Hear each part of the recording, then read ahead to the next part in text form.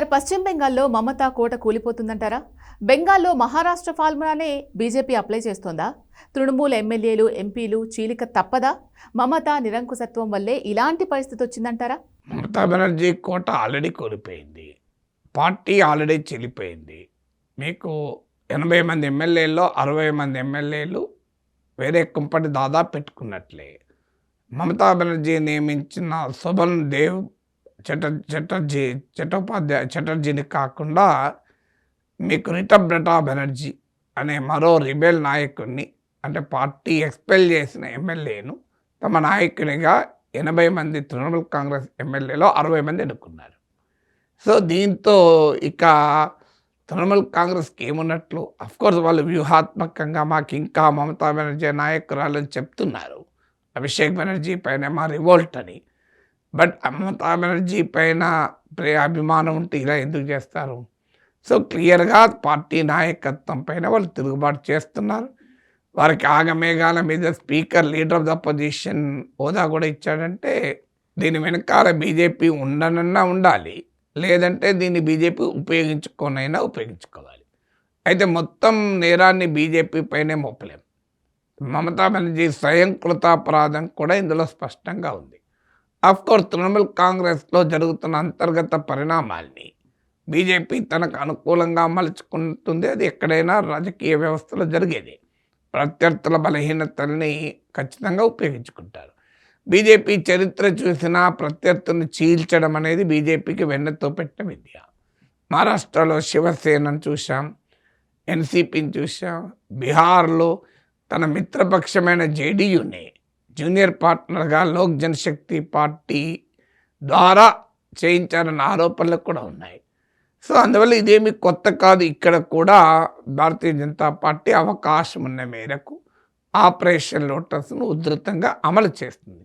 అందులో భాగమే తృణమూల్ కాంగ్రెస్ ఒక సంక్షోభంలో ఉన్న సమయంలో కరెక్ట్గా రిబెల్ ఎమ్మెల్యేస్కు నాయకుడైన రిటబ్రటా బెనర్జీని ప్రతిపక్ష నేత హోదా ఇచ్చేశాడు బీజేపీ స్పీకర్.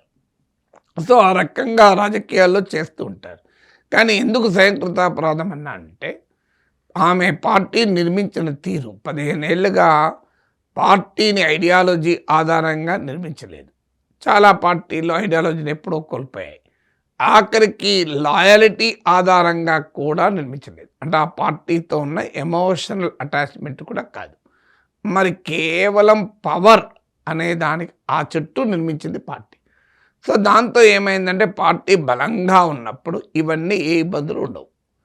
పవర్ ఉన్నంత కాలం బెల్లం ఉన్న చోట ఈగలు జమైతాయి అన్నట్లు పవర్ ఉన్నంత కాలం అవకాశవాదులు చుట్టూ చేరారు. ఇలా పవర్ లేకపోయే వరకు వారి అవకాశాలను వాళ్ళు వెతుక్కుంటున్నారు. సో రెండవది నిరంకుశత్వంగా ఆమె వ్యవహరించిన తీరు. సొంత పార్టీలోనే ఎవరిని మాట్లాడనివ్వలేదు. ప్రతిపక్షాలను ఘోరంగా అణిచివేసింది. ప్రశ్నించే వాయిసెస్ను నిర్బంధంతో అణిచివేసింది పౌర సమాజాన్ని. సోషల్ మీడియాలో ఒక పోస్ట్ పెడితే ఒక కార్టూన్ వేస్తే ఒక ప్రొఫెసర్ అతన్ని కూడా జైలుకు పంపింది. సో ఆ రకంగా తిరుగులేని నిరంకుశత్వాన్ని ప్రదర్శించాక ఏం జరుగుతుంది? సో ఇలాంటి పరిస్థితులు ఏర్పడతాయి. సో ఇప్పుడు దిక్కుతేర్చిన పరిస్థితిలో ఉంది. మూడవది, తన వారసుడిగా అభిషేక్ బెనర్జీని ఒక రకంగా అధికారం ఉన్న సమయంలో రుద్దారు. ప్రజల్లో యాక్సెప్టబిలిటీ లేకపోయినా, పార్టీలో యాక్సెప్టబిలిటీ లేకపోయినా తన మేనల్లుండి వారసుడిగా చేసింది. మరి అతని చుట్టూ పవర్ ఉన్నంత కాలం తిరిగారు. సో ఎప్పుడైతే పవర్ అయినట్లేదో వాళ్ళు బయటకు వచ్చారు. మీకు సువేందు అధికారి నుంచి మొదలుకొని ఇప్పుడు రిబెల్ లీడర్ అయిన రిటబ్రటా బెనర్జీ వరకు అందరూ కూడా విమర్శించేది ఈ అభిషేక్ బెనర్జీని. అందువల్ల ప్రజలను మెప్పించకుండా, పార్టీలో ఒప్పించకుండా వారసత్వాన్ని కనుక ఫైనల్ చేస్తే ఇలాగే అవుతుంది.